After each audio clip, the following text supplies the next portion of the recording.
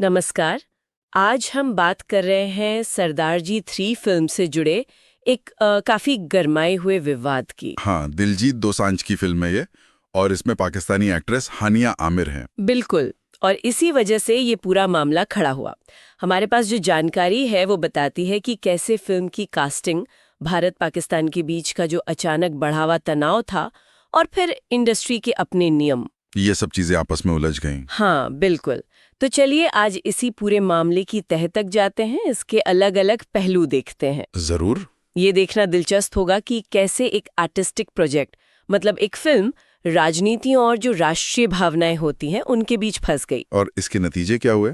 हम कोशिश करेंगे कि दोनों तरफ की जो बातें हैं, जो दलीलें हैं, हाँ, उनको समझा जाए। किसने क्या कहा, क्यों कहा। तो ये सारा विवाद असल में शुरू हुआ अप्रैल 2025 में। वो पहलगाम में आतंकी हमला हुआ था। हाँ, उसके बाद माहौल बहुत बिगड़ गया था। बिल्कुल। और ठीक उसी टाइम पे जब भारत पाकिस्तान के रिश्ते एकदम तनाव में थे, फिल्म का ट्रेलर आ गया और ट्रेलर में दिखी हानिया आमिर। अब यहाँ ये याद रखना जरूरी है कि पहले से ही, मतलब कुछ पिछले इंसिडेंट्स के बाद, इंडियन फिल्म फेडरेशन ने पाकिस्तानी कलाकारों पर एक तरह की पाबंदी लगा रखी थी। हाँ, वो नियम थे।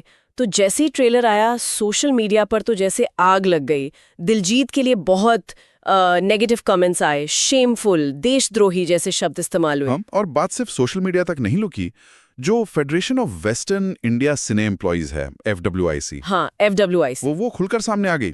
उन्होंने तो बहुत कड़ी मांगे रख दी।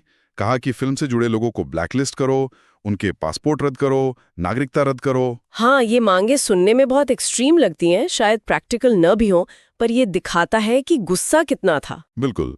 और उन्होंने साफ कहा कि फिल्म भारत में रिलीज नहीं होनी चाहिए। यहां तक कि जो रूलिंग पार्टी से जुड़ी भाजपा चित्रपट कामगार संघ है, अच्छा, उन्होंने भी? हाँ, उन्होंने भी सेंसर बोर्ड से अपील की कि फिल्म को सर्टिफिकेट ही मत दो। तो मतलब विरोध काफी संगठित हो गया था।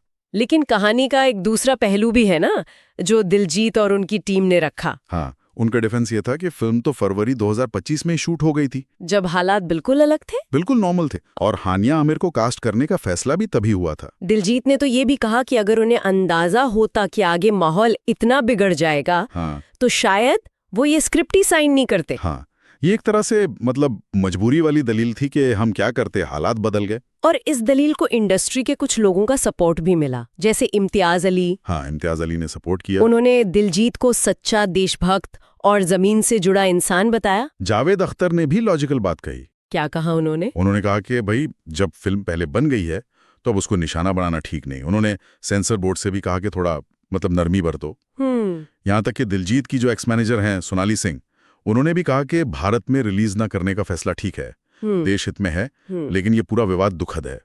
तो एक पक्ष ये भी था कि कलाकार को बाद में बदले हालात के लिए जिम्मेदार ठहराना सही नहीं है। सही कहा। पर क्या ये दलीलें काफी थीं? लगता तो नहीं। नहीं, बिल्कुल नहीं, क्योंकि विरोध करने वालों की आवाज भी उतनी ही तेज थे। मीका सिंह हैं, टीवी एक्ट्रेस रूपाली गांगुली, कुमार विश्वास, गुरु रंधावा। हाँ, कई बड़े नामों ने खुलकर दिलजीत की आलोचना की। और इसका असर भी दिखा। फिल्म की अपनी ही एक्ट्रेस नीरू बाजवा, उन्होंने प्रमोशन से हाथ खींच लिए। अच्छा, ये बड़ी बात है। हाँ, और फैंस के बीच तो सोशल मीडिया पर #बॉयकॉट सरदार जी 3 जैसे ट्रेंड चलने लगे। तो वो पब्लिक प्रेशर बहुत ज्यादा था। तो इस सब खींचतान का आखिर में हुआ क्या? नतीजा ये हुआ कि फिल्म 27 जून 2025 को विदेश में तो रिलीज हो गई। North America, UK, Canada, Australia. Pakistan में भी? हाँ, पाकिस्तान में भी रिलीज हुई।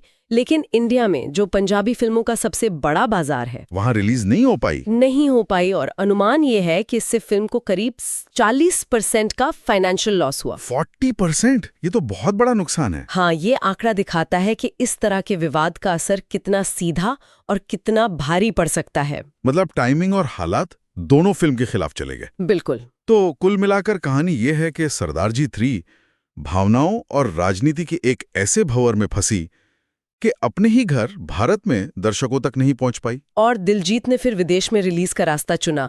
इस पर भी लोग बटे हुए हैं। कुछ कह रहे हैं कि प्रैक्टिकल फैसला था, बिजनेस बचाना था, और कुछ कह रहे हैं कि ये राष्ट्रीय भावनाओं का अपमान है या उसके प्रति असंवेदनशीलता है। और यहीं पर यह मामला एक बड़ा सवाल छोड़ जाता है, जिस पे शायद हमें सोचने की जरूरत है। क्या सवाल? यही कि जब पॉलिटिकल माहौल इतना नाजुक हो, बदलता रहता हो, और कला तो अक्सर सरहदों के पार जाती है, तो ऐसे में एक कलाकार की जिम्मेदारी कहां तक है? मतलब क्या वो सिर्फ अपनी आर्ट के लिए जवाबदेह है? या फिर उसे देश के बदलते मूड और भावनाओं के प्रति भी सेंसिटिव होना चाहिए? इसका कोई आसान जवाब तो शायद है नहीं। हाँ, ये सोचने वाली बात है। इस पर विचार किया जा सकता है।